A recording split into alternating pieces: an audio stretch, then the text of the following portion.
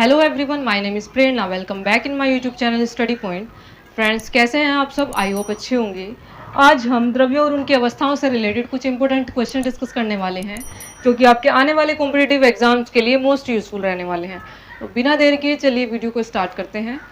Friends, द्रव्य और उनकी अवस्थाओं को पढ़ने से पहले हमें यही पता होना चाहिए कि जो द्रव्य होते हैं वो होते क्या हैं। तो द्रव्य वे पदार्थ होते हैं जो एक तो क्या करते हैं, स्थान घेरते हैं, और जिनके अंदर क्या होता है, जो कि क्या करते हैं, स्पेस कैरी करते हैं, यानी जगह स्थान घेरते हैं। समझ में आ रही है बात? द्रव्य वे पदार्थ होते हैं जिसमें क्या होता है, द्रव्यमान हो या फिर वो क्या कर रहे हो, स्पेस कैरी कर रहे हो या स्थान घेर रहे हो। तो ऐसी कंडीशन, ये दो कंडीशन जो भी पदार्थ हमारे पूरे करेंगे वो क्या कहलाएंगे, द्रव्य कहलाएंगे। समझ में आ रही है बात? मैं बोल रही हूँ कि जो हमारे द्रव्य होते हैं, द्रव्य वे पदार्थ होते हैं जो कि क्या करते हैं, जिनके अंदर द्रव्यमान होता है और जो स्थान घेरते हैं, वे सारे पदार्थ जो होंगे हमारे वो क्या कहलाएंगे, द्रव्य कहलाएंगे। द्रव्य और उनकी अवस्थाओं को पढ़ने से पहले हमें यही पता होना चाहिए कि जो द्रव्य होते हैं वो होते क्या हैं। तो द्रव्य ऐसे पदार्थ होते हैं जो कि क्या करते हैं, स्थान घेरते हैं और जिनके अंदर क्या होता है, द्रव्यमान होता है। ये दोनों कंडीशन जो भी पदार्थ हमारा क्या कर देगा, फुलफिल कर देगा, वो हमारे क्या कहलाते हैं, मैटर कहलाते हैं, या फिर हम बोलेंगे क्या, द्रव्य कहलाते हैं। द्रव्य इंग्लिश में हम क्या बोलते हैं, इनको मैटर बोलते हैं। समझ में आ रही है बात? द्रव्य को इंग्लिश में हम बोलते हैं मैटर। ठीक है, तो मैटर वो पदार्थ होते हैं, वो सब्सटेंस होते हैं जो क्या करते हैं, स्थान घेरते हैं और जो क्या करते हैं, जिनके अंदर वेट होता है। समझ में आ रही है बात? द्रव्यमान होता है। तो ऐसे क्या कहलाते हैं, ऐसे पदार्थ द्रव्य कहलाते हैं। समझ में आ रही है बात? अब इनकी कुछ प्रॉपर्टीज भी होती हैं जिनको हम क्या करेंगे, अब स्टडी करेंगे।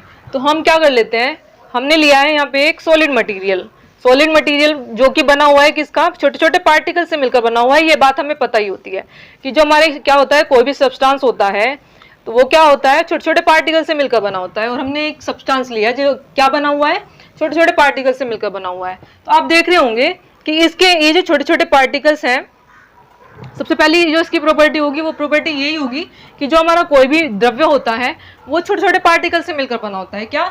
छोटे छोटे पार्टिकल से मिलकर बना होता है। सेकंड प्रॉपर्टी हम इसकी क्या बताएंगे कि जिन पार्टिकल से छोटे छोटे जो सूक्ष्म कण हैं, यानी छोटे छोटे जो पार्टिकल्स हैं जिनसे ये बना हुआ है मैटर, उनके बीच में क्या होता है, स्थान होता है। क्या होता है? उनके बीच में क्या होता है, स्थान होता है। और ये क्या करते हैं, इन पार्टिकल्स के बीच में क्या होता है, एक अट्रैक्शन फोर्स लगता है। क्या लगता है? अट्रैक्शन फोर्स लगता है। क्या होगा, जितना स्ट्रॉन्ग अट्रैक्शन फोर्स होगा ये उतने ही क्या होंगे, ये टाइटली बाउंड होंगे। क्या होंगे, ये जो पार्टिकल्स हैं इतने ही क्या होंगे, टाइटली बाउंड होंगे और क्या होंगे, सॉलिड अवस्था में आ जाएगा। ये क्या हो जाएगा, कोई भी पार्टिकल, अगर ये क्या है, पार्टिकल्स के बीच में हमारा क्या लग रहा है, अट्रैक्शन फोर्स लग रहा है, जितना स्ट्रॉन्ग अट्रैक्शन फोर्स होगा वो क्या होगा, सॉलिड मटेरियल होगा। क्या? सॉलिड मटेरियल में क्या हो जाएगा, कन्वर्ट हो जाएगा। समझ में आ रही है बात? नेक्स्ट हमारी प्रॉपर्टी आ जाती है कि ये जो हमारे पार्टिकल्स है ना, जिनसे बना हुआ हमारा मैटर है या द्रव्य जो बोल रहे हैं हम, कोई भी पदार्थ जिनसे हमारा मिलकर बना हुआ है, वे पार्टिकल क्या करते रहते हैं, मूव करते रहते हैं। क्या? मूवमेंट करते रहते हैं। समझ में आ रही है बात? तो ये हमारी क्या है, इसकी नेक्स्ट प्रॉपर्टी है। ठीक है, मैंने क्या क्या प्रॉपर्टी बताई है, मैंने ये प्रॉपर्टी बताई है कि कोई भी द्रव्य क्या है, छोटे छोटे पार्टिकल से मिलकर बना हुआ है और उन पार्टिकल्स के बीच में क्या लगता रहता है, एक अट्रैक्शन फोर्स लगता रहता है। और वो अट्रैक्शन फोर्स ये डिसाइड करता है कि वो जो मैटर होगा वो द्रव्य अवस्था में होगा, गैस अवस्था में होगा या फिर सॉलिड स्टेट में होगा। समझ में आ रही है बात? या ठोस अवस्था में होगा। समझ में आ रही है? हम किसमें, मैटर की स्टेट पे आते हैं, स्टेट ऑफ मैटर।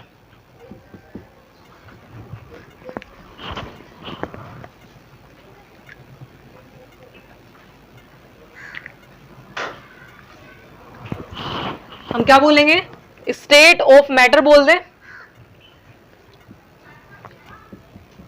या फिर द्रव्य की अवस्थाएं।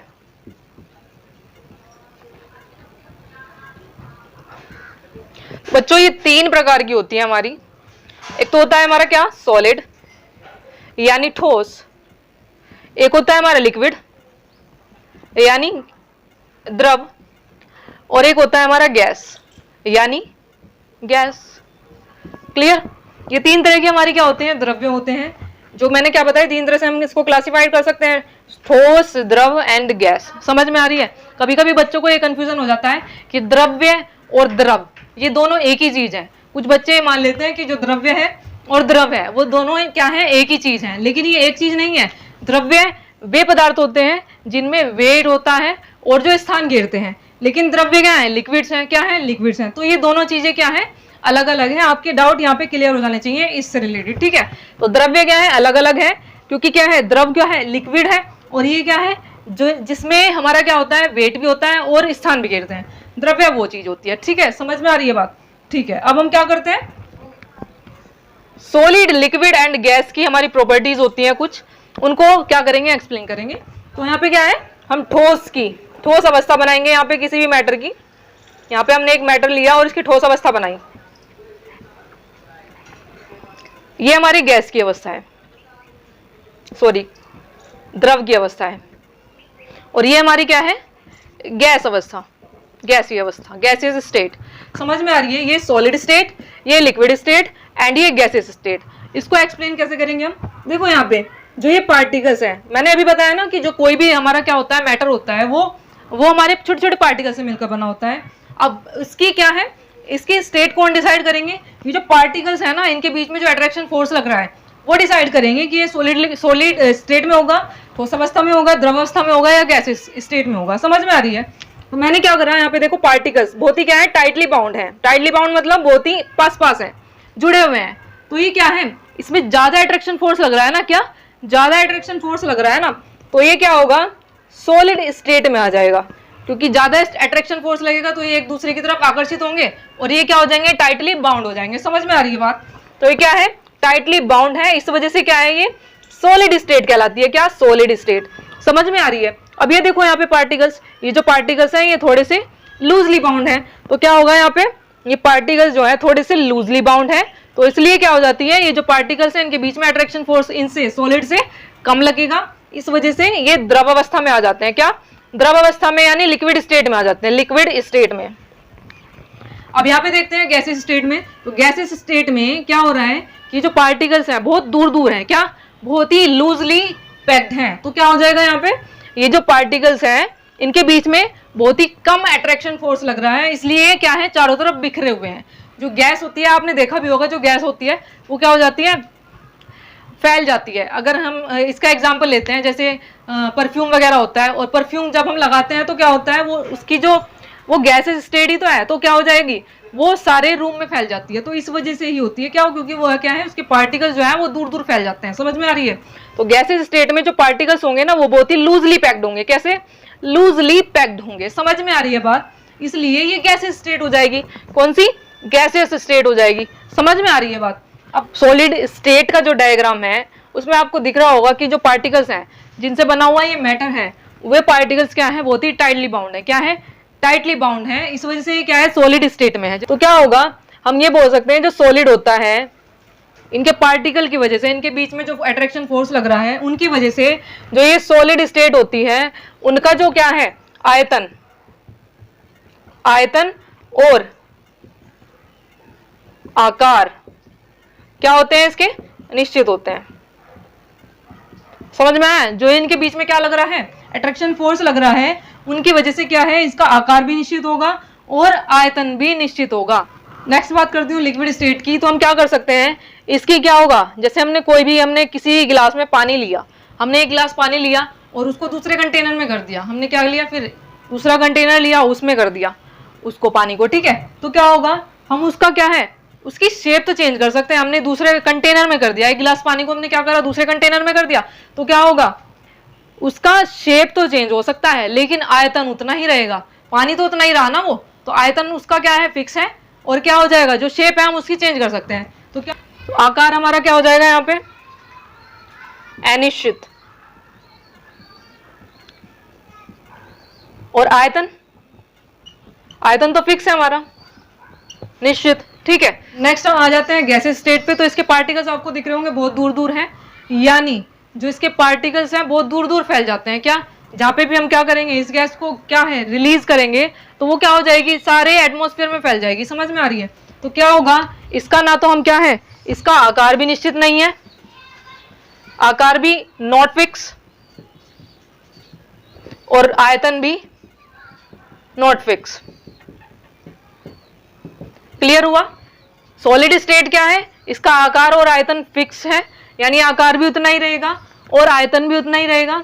यहाँ पे क्या है, लिक्विड स्टेट में आकार इसका अनिश्चित है, क्योंकि हम किसी भी कंटेनर में क्या कर सकते हैं, इसको फिल करके क्या कर सकते हैं, इसके आकार को क्या कर सकते हैं, चेंज कर सकते हैं, और आयतन इसका फिर भी क्या रहेगा, फिक्स रहेगा। यहाँ पे गैसेस स्टेट की बात करते हैं तो ना तो इसका आकार फिक्स है और ना ही आयतन फिक्स है। क्लियर हो रहा है। अब हम यहाँ पे बात करते हैं सॉलिड स्टेट की। तो सॉलिड स्टेट अगर हम क्या करेंगे, कोई भी हमारे पास में बुक है, दबा नहीं सकते हैं, तो हम क्या लिख देंगे, इसको कंप्रेस नहीं कर सकते, यानी क्या हो जाएगी, इसकी नेगेटिव कंप्रेसिबिलिटी है। क्या है, कंप्रेस, इसको कंप्रेस नहीं कर सकते। समझ में आ रही है बात।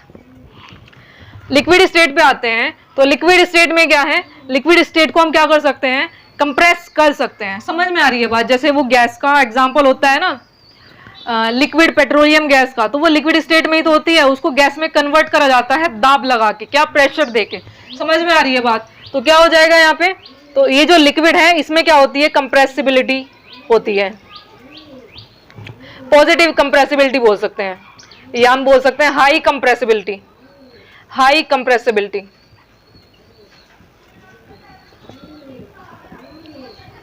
गैस स्टेट में भी हमारा क्या हो जाता है, ये भी, इसमें भी क्या होती है, हाई कंप्रेसिबिलिटी, हाई कंप्रेसिबिलिटी।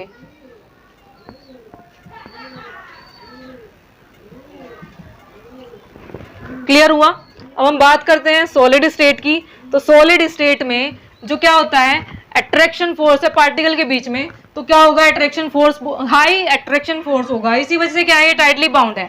जितना अट्रैक्शन फोर्स होगा पार्टिकल के बीच में, उतने ही टाइटली बाउंड होंगे पार्टिकल। समझ में आ रही है। तो क्या होगा, हाई अट्रैक्शन फोर्स। ये क्या होगा, ये देखो लूजली पैक्ड है इसके पार्टिकल, तो क्या हो जाएगा, इसमें लो अट्रैक्शन फोर्स होगा। क्या, लो अट्रैक्शन फोर्स।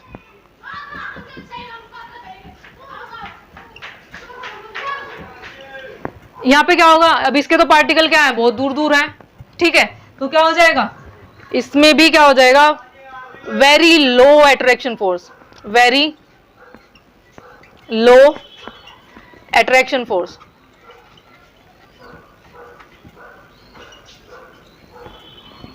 समझ में आ रही है। तो ये इसकी कुछ प्रॉपर्टी है जिसमें से एग्जाम में पूछ लिया जाता है। समझ में आ रही है। ज्यादातर क्वेश्चन इसके आयतन और आकार पे पूछे जाते हैं। समझ में आ रही है। इनके एक दो एग्जाम्पल ले लेते हैं हम। जैसे सॉलिड स्टेट है तो इसमें आ जाएगी लकड़ी, और क्या आएगा बताओ, इसमें मेज, ये सब आ जाएंगे। बुक या किताब आ जाएगी, यहाँ पे किताब। यहाँ पे क्या आ जाएगा, लिक्विड में, लिक्विड स्टेट में हमारे आ जाएंगे मिल्क, और क्या आ जाएगा, वाटर, ये सब, ऑयल। नेक्स्ट जो हमारा आता है गैस स्टेट, इसमें आ जाएगी O2, CO2 वगैरह। समझ में आ रही है, एटसेट्रा। ये सब क्या है, इनके एग्जाम्पल्स हैं, ये जो पूछे जाते हैं। इसकी चौथी स्टेट आ जाती है क्या, प्लाज्मा स्टेट। इससे क्वेश्चन पूछ लिया जाता है। तो प्लाज्मा स्टेट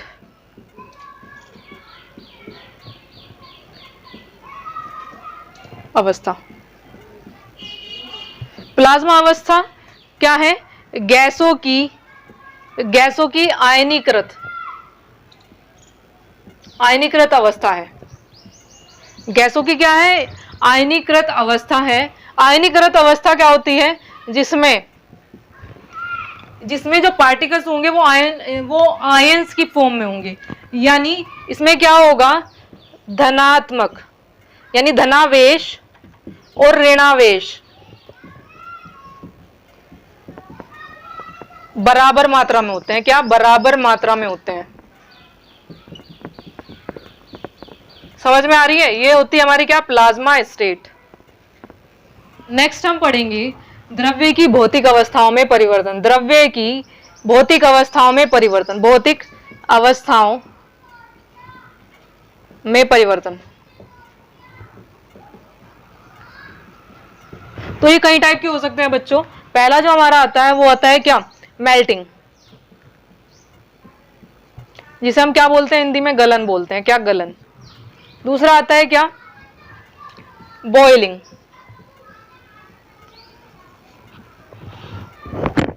जिसे क्या करते हैं हम, उबालना बोलते हैं इसको। थर्ड क्या बोलते हैं हम, फ्रीजिंग, जिसे क्या बोलते हैं हम, जमना। चौथा आता है हमारा सब्लिमेशन, डिपोजिशन,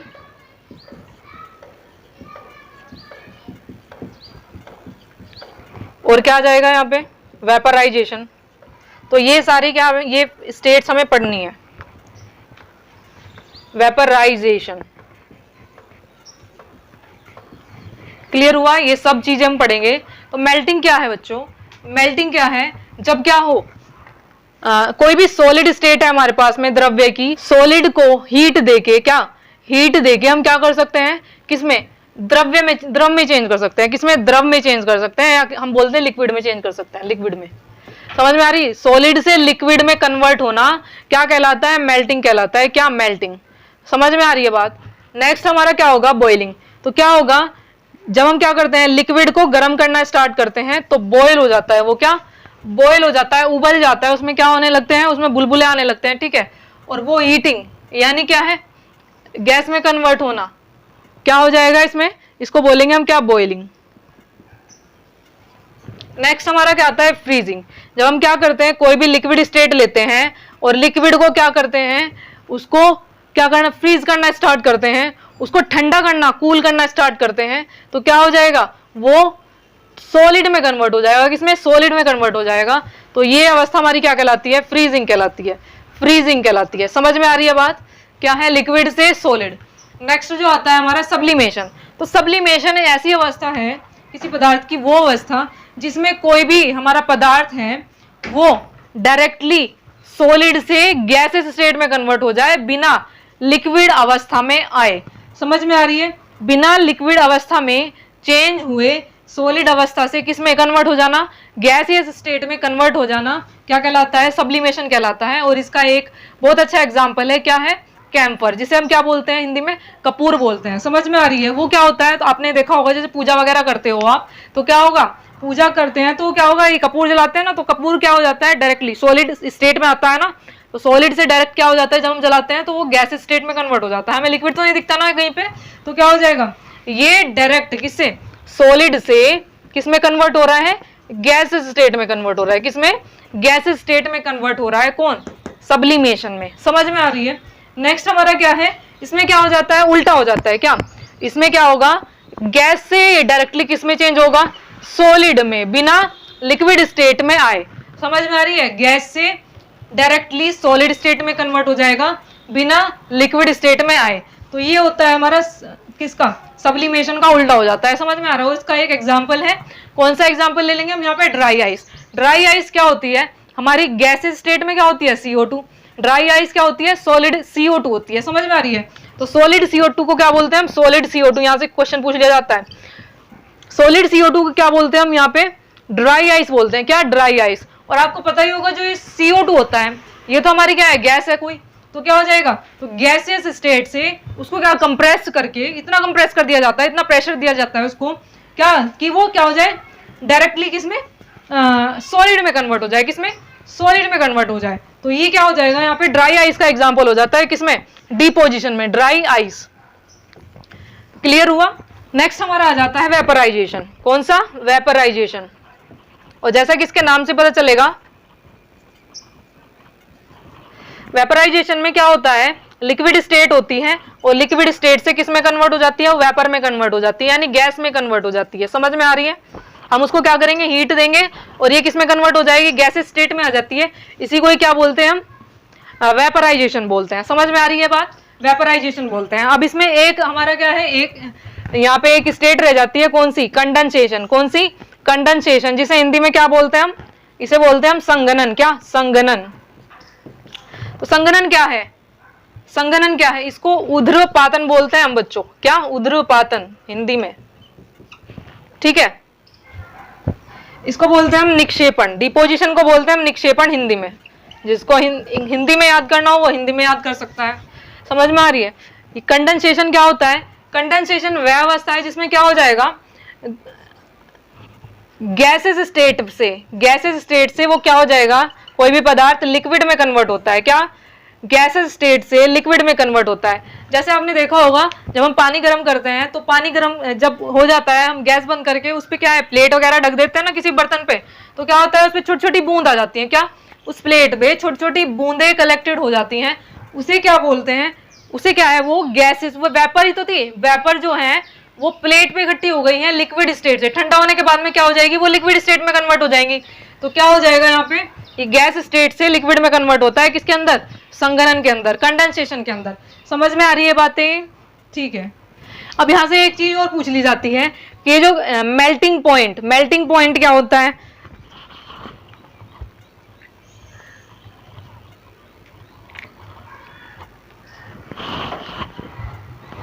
मेल्टिंग पॉइंट, यहां से क्या पूछ लिया जाता है, मेल्टिंग पॉइंट क्या होता है, मेल्टिंग पॉइंट, बॉइलिंग पॉइंट,